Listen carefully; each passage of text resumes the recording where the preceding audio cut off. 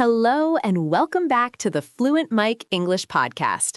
I'm your host, Sarah, and today we are tackling one of the biggest hurdles for every English learner: how to stop translating in your head and start actually thinking in English. It's that invisible wall that keeps so many beginners from feeling truly fluent. Joining me today, as always, is our resident expert and the man behind the method, Mike. Welcome, Mike. Thanks, Sarah. It is great to be here. You know, this topic is probably the one I get asked about the most.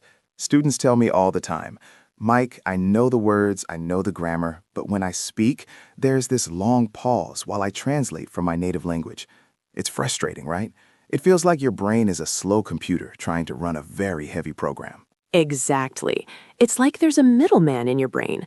You want to say hello, but first you think of the word in your language, then you look for the English equivalent, then you check the grammar, and only then do you say it. By the time you're ready, the conversation has already moved on.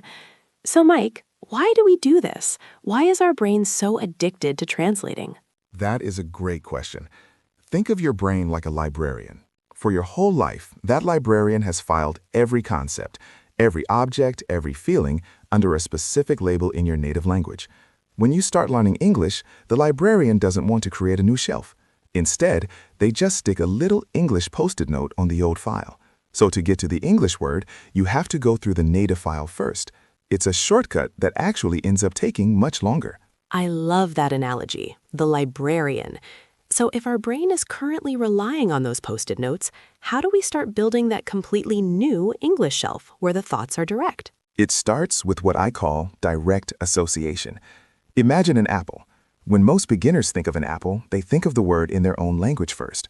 To break this, you need to look at the fruit, the physical, red, crunchy object, and link it directly to the sound apple. No middleman.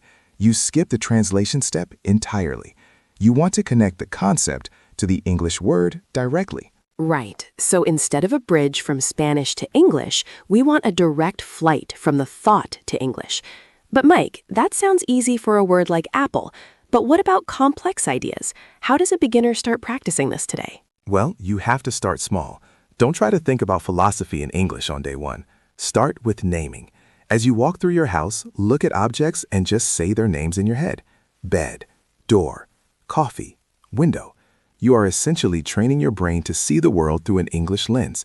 It sounds simple, almost too simple, but it is the foundation of rewiring your neural pathways. Wait, really? Just naming things? I guess that makes sense. It's like when we were toddlers learning our first language. We didn't have another language to translate from. We just pointed at things and said the name. We were building that direct connection from the start. Precisely. And once you've mastered the naming phase, you move to simple sentences. Instead of just coffee, you think, I am drinking coffee, or the coffee is hot. You aren't narrating a movie, you're just providing a live commentary of your life in the simplest way possible. The goal here isn't perfect grammar. The goal is speed and directness. I like that. Live commentary. It's like being the sports announcer for your own life. Sarah is opening the door. Sarah is looking for her keys. It feels a bit silly at first, doesn't it? Oh, it feels incredibly silly, but that silliness is where the magic happens. When you talk to yourself, either out loud or in your head, you remove the pressure of a real conversation. There's no one waiting for an answer, so your brain can relax. And when the brain is relaxed, it's much more willing to try these new direct connections rather than falling back on the safety of translation. That's a great point. The pressure factor is huge. When I'm talking to someone, I'm so worried about making a mistake that I translate just to feel safe. But Mike, what happens when we don't know a word? That's when I usually freeze and go straight back to my native language to find a translation. That is the trapdoor. When you hit a word you don't know, the trapdoor opens and you fall back into translation. To avoid this, you need to learn the art of circumlocution. That's a fancy word for talking around something. If you don't know the word refrigerator, don't look for the translation.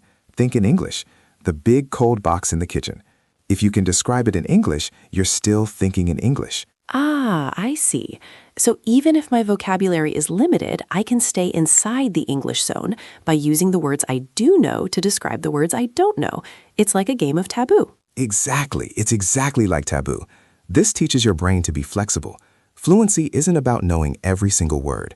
It's about being able to communicate your meaning without leaving the language.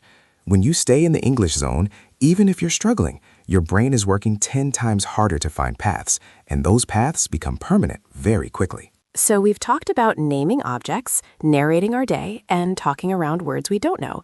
What about our environment? Does it help to change our surroundings? Absolutely. Think of your brain like a radio.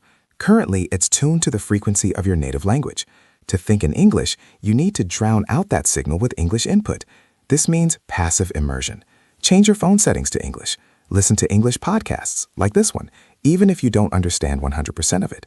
The goal is to make English the default sound in your world. I've heard people say that changing their phone language was a nightmare because they couldn't find anything at first, haha. But I suppose that forces you to learn those functional words like settings, search, and delete very fast. It really does.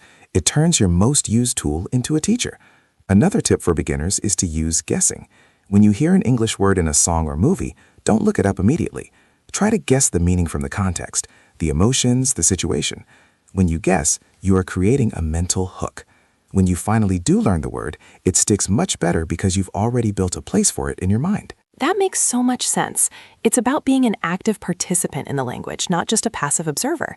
Now, Mike, for our listeners who are just starting out, what is one mantra or simple thought they can use when they feel stuck in translation mode? I always tell my students, simplify to amplify. If you're trying to translate a complex thought from your native language, it will be messy. Simplify the thought first.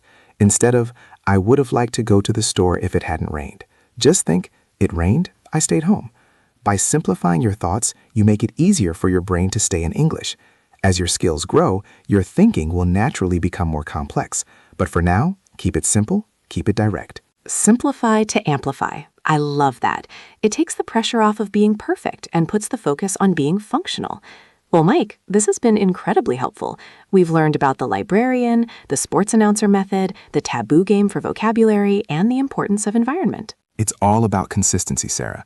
You won't start dreaming in English tonight, but if you spend 5 minutes a day just naming things and talking to yourself, you'll be amazed at how quickly that middleman in your head starts to disappear. It's a muscle. You just have to train it. A muscle indeed. Thank you so much, Mike, for sharing these insights with us. And to our listeners, thank you for tuning in to Fluent Mic English. Try naming 5 things in your room in English right now. Start building that English shelf today. We'll see you in the next episode. Keep practicing, everyone. Bye for now.